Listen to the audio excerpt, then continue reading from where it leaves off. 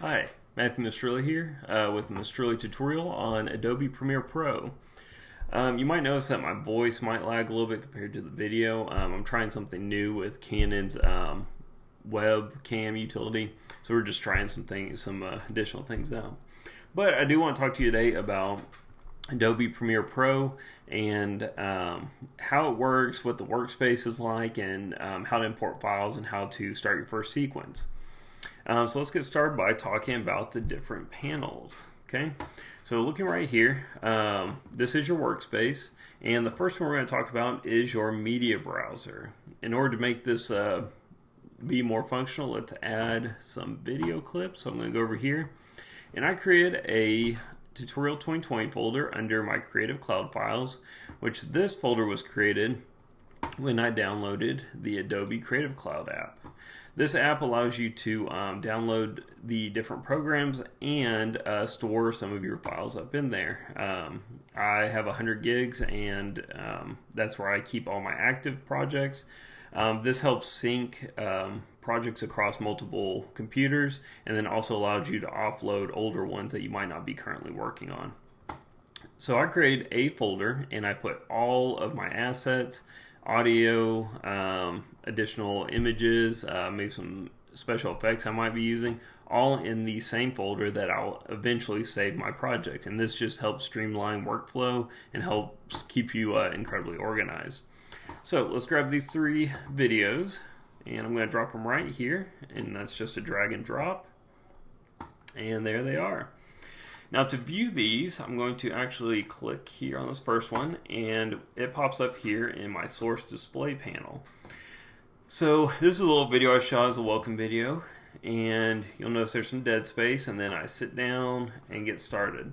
I don't necessarily need all of that, so I'm going to trim right here, use my in out points, and I'm going to trim the end here with an out point.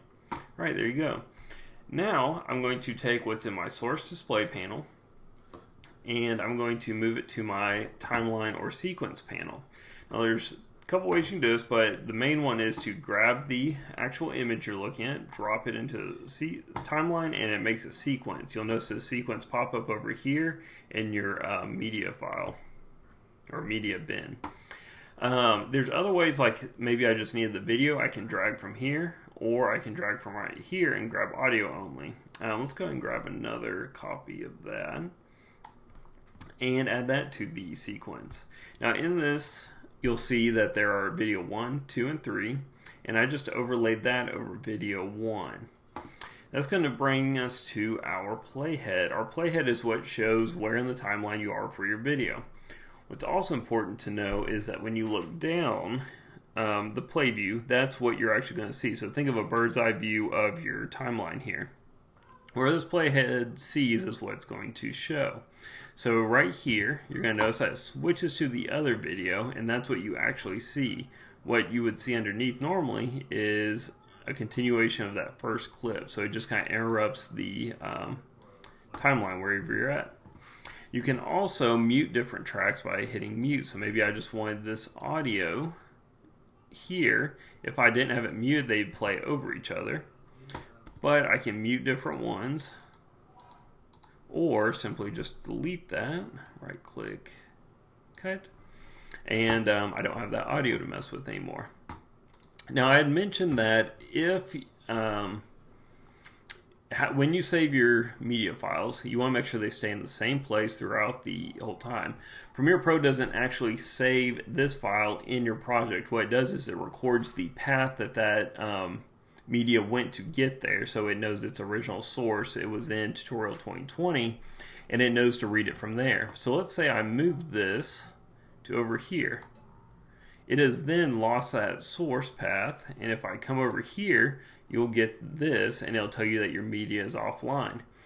That's because it doesn't know that path that you had just moved it to, because it was originally recording it from my Tutorial 2020. So it's important that once you start organizing, that you keep those clips in the same place. That's why I use that one. So let's go ahead and move that back. It'll restore. We're going to go do a locate. It's going to find it, and there they are, they're back. So it's a quick fix. Just make sure that you know where you've moved stuff and keep everything in one spot. Moving on, you'll notice that you can view up here that timeline. This is going to be your program display panel, and this is going to be what's in your sequence in your timeline panel, just like your media files are shown right here in the source display panel. Now, some other functionality, if you need to do maybe some quick cuts, here's a razor tool and you can cut your video up. I'm going to do quick key to V, move that. Now, what's cool about Adobe and any kind of digital editing software is the whole idea is that it's non-destructive. In the past, when you edited film, you would take actual reel-to-reel film, you would cut it with a pair of scissors, and then you would take that and tape or glue it together so that it can you can cut pieces of your film out. This sees little red endpoints right here. If you notice me drag those out, you'll see I'm actually extending that clip, so there's actually an overlap of visible clips here. Just Command Z to undo them. But you can do that to, maybe you want to re-emphasize a piece and play over something twice. There's tons of reasons why you could do it, but that is how you do it. There's also a quick text. You can add some text here. Let's add it over here. We'll say hello. And you'll notice that little purple box popped up. We can move that, and that's just kind of a quick way to add some text. So you've made a quick little sequence, you're done editing, or maybe you're just done for the day. You're going to come up here and you're going to go File, Save As.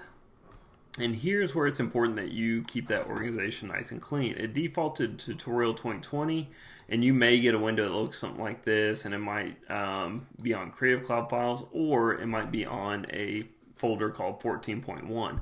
That is your home folder on your desktop for Premiere Pro saves.